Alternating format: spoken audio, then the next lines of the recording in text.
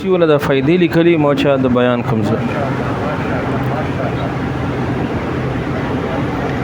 بسم الله ها ٹھیک شو بسم الله الرحمن الرحیم د ذکر سیګنا وسع کرسیه السماوات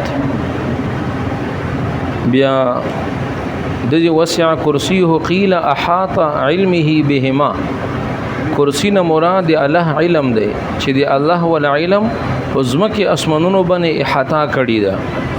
وقیل ملکه ارزنه فرمایي چې دی ولا بلکې ملکه دی ولا ملکیت اور بل د ذکر چې کوم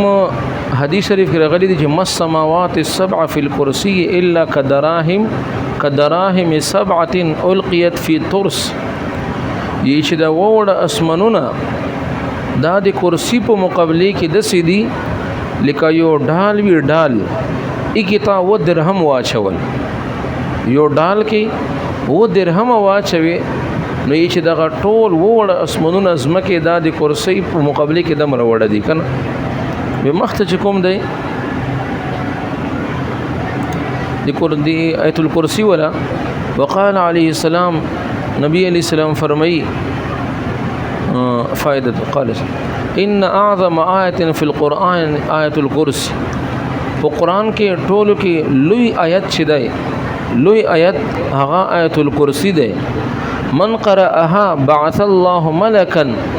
چا چې آیت الکرسی تلاوت کړله الله به یو فرشتہ راواستوي یكتب من حسناته دی ولا نکیب لکی ويمحو من سیئاته اور دی ولا گناهونه بو ختموي ال الغد تر سبا پورې من تلک الساعه کوم وخت چې د آیت الکرسی وایي د هغه ټیم نه ونی ستر سبا پورې فرشتہ دی گناهونه ختموي اور نکي وي تلکی وقال عليه السلام ما قرأت هذه الايه في دار کوم کور کې چې دغه آیت تلاوت کړل شي او د دې کور نه شیطانان چې 30 یوم یوی میشت پورې 30 دن پورې ولا يدخلها ساحر ولا ساحره 40 ليله دې کور ته جادوګر او جادوګر سلوي خريزي پورې نشي داخله دله سلوي خريزي پورې جادوګر او جادوګر نشي داخله دله وقال عليه السلام اور نبی علیہ السلام فرمائی یا علی اے علی رضی اللہ تعالی عنہ علمها ولدک دغه آیت الکرسی دا کا خپل بچی ته هم اور خپل اهل ته هم وجیرانک خپل گاونډیانو ته هم یی چې فما نزلت آیت اعظم منها یی چې دی په شان بل بهترین آیت لوی آیت بل نه نازل شوی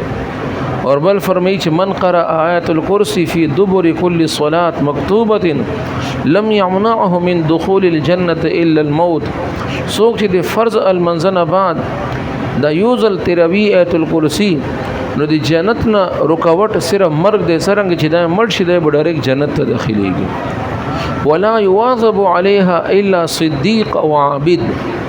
اور آیت الکرسی به همیشه د پر هغه څوک چې هغه صدیق مرتبه وي یا د بزرگ مرتبه د عابد ولا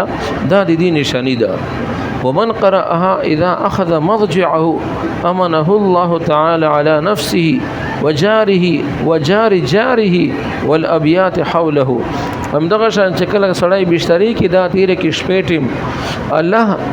د دې جان هم حفاظت کوي دې گاونډیانو حفاظت کوي دې گاونډیانو هم حفاظت کوي ټول په دې کې لیکل دي کړه